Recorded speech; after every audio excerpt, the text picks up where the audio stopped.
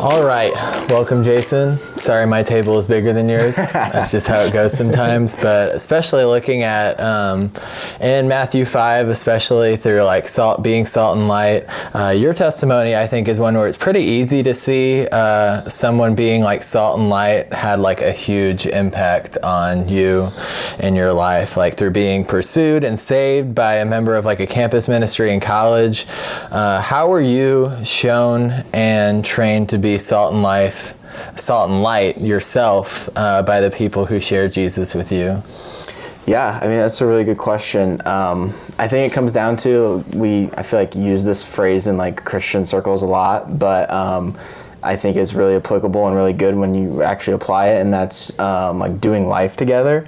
I remember, like you talked about, came to faith in campus ministry from somebody who just like reached out and asked me to start a Bible study. And I remember it was those times where we, went to church and we did small group and, we had one-on-ones and things like that. Those were really good. But it was also just like living day-to-day life with them. Like I remember the biggest impacts of just going over to their house and being at their house, just doing little menial things with them or anything like that. I think I was really like even taught to be light and the example of like being light. And I think that's biblically aligned too with how Jesus did that with his disciples as well. So it was just really kind of going in and like living life every day and seeing how that person reacted to the world. And it was really cool because when I started hanging out with him, we both would claim the same thing. Like I would have claimed to be a Christian, he claimed to be a Christian, but our motives were like completely different. And that was ultimately what was convicting to me. He shared the gospel with me many times, but ultimately what was convicting was the actions. It was, we both claimed the same thing, but we acted out differently. I could just tell by the things that he pursued. He didn't pursue like money or anything like that or status or anything. He just truly just pursued Christ. And that was something that I never considered before in my life at all. It was just something that I've never seen so blatantly and so awesomely. And that was just something where I was like, man, that's being light, that's being salt, and that's something that I don't have, but I want to be. So that was like really convicting to me. And the first time that I'm like, all right, this is what I need to do, but I haven't done it yet, but yeah. Yeah. That's a really good thing to mention. Like, I feel like we forget a lot of the times, like, Jesus spent 3 years with his disciples, and only like 28 chapters of it is in Matthew, and that's just like the teaching. So they were together on a Tuesday morning, and like, I think about that with like my youth pastor, my leader, like I would be at his house, I would be with their family, and you only see how they handle certain situations in life when you're with them on a Thursday afternoon, not so much just on a Sunday morning and stuff. So that's awesome. Something we saw Jesus cover in Matthew 5 is the emphasis of being like salt and light as a member of community, which especially as like American like independence, it's easy to like overlook the value of that and value ourselves a little bit too much. Like one grain of salt isn't very effective. One candle isn't going to do a whole lot of good. How have you experienced the effectiveness of community yourself, and what's something that you would challenge our group with regarding like functioning as a community? Yeah, I mean, there's no doubt that the Bible shows that we grow in community. Like it's just a given. Like that's God's natural design, and that's something that's super important. And again, I think just the value of like doing life with a community and being in a community is where you're going to see growth. Two things I love to do. I love to fish and I love to golf. Like those are my two favorite hobbies. I'm always doing those things whenever I can. And those aren't things that I feel like you can just pick up right off the bat, like and just go and do them. Like, I had to be taught how to do them. I had to be given the right equipment, shown the right things to do. Like, you have to know what golf clubs to use at the right times. You have to know how to tie a knot if you're fishing. And I think the same way is, like, that's also community helping you in your walk with Christ, right? Like, there's community around you that's holding you and keeping you accountable. They're teaching you and helping you grow. They're there for you when you do fail or you slip up. They're there to point out sin and to help you grow whenever you can. And so community has a lot of value in helping you grow and ultimately helping you in that sanctification process of like getting to where God really wants you, right? He's the one that ultimately does that. He does it all, right? But he uses community, uses people in your life, uses members of the church leaders, friends within the church to do that. Yeah. And it's such a value and such a testament I've seen in my life too. One thing I would always challenge our community, especially as high schoolers, right, is what is the object of our community?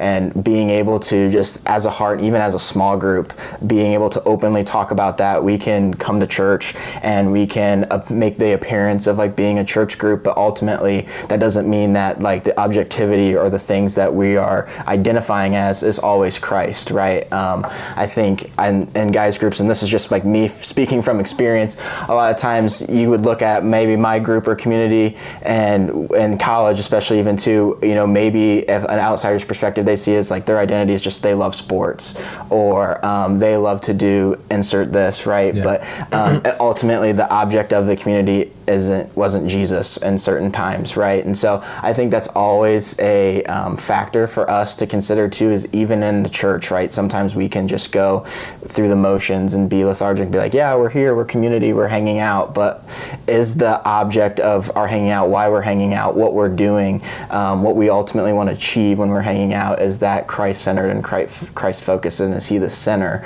of our community, or do we make something else? So that would be kind of my charge and my challenge to each individual in their small group, and then challenge each other for that as well too, to kind of just talk through, hey, is Jesus the head of like our small group? Is he what's driving our actions and our thoughts when we're hanging out? And just the value of that, I think, is is great, and it's something that can't be taken for granted. Yeah. So do life together outside of just these walls, but also don't just like do life because anybody can just do life together. Like do it for the focus of Jesus. And that doesn't mean just like constantly doing a Bible study or anything like that, but just like focusing on like, hey, is what we're focusing on, is what we're talking about Christ-like? Right. Yeah, cool. Our students, like, and you know this, I know this, like whether walking hallways, participating in class, talking with friends, inevitably will face conflict while being like salt and light, if they're especially like open about being following Jesus, which I hope everybody is. Which light, like if you're not hiding it, or like salt, if you're going to use it to heal, it will expose, it will sting. What is like a piece of advice that you would give on, this is a very difficult question, on how to like have discernment to not just constantly condemn culture, but also like not be like a coward and like hide your light under a basket, as it were? Like, how do you balance those two things? Yeah, no, absolutely. I think the first thing you always do and have to do, and as an individual, and the Bible commands us to do this as well, is to examine your heart and like examine where your heart's at. And if you're in a place where you feel like you're condemning culture a lot, right, too, and obviously our culture is sinful and it's broken in a lot of ways, but if you're just constantly condemning it, right, I don't think you have the same heart that God does for the people around you, for the lost people around you. Like, God looks at lostness and his heart's broken, and like he did action. Like, he didn't just stand by idly while he saw lostness. Like, he did something about it in sending his son to live that perfect life we couldn't live, right? And so examining your heart to be like, does my heart match God's heart when it comes to culture? And am I constantly condemning it, or am I constantly just loving it, seeing the brokenness, having compassion for it, and wanting to do something about it? And then on the flip side, right, again, you can examine your heart in that area of, man, maybe there's things that's kind of I'm taking as an idol or taking over. Maybe it's fear, or maybe it's the love of comfort. Maybe it's a multitude of things that could be. That's why you're kind of like maybe hiding back or want to do like fear of rejection, like all of those things, right?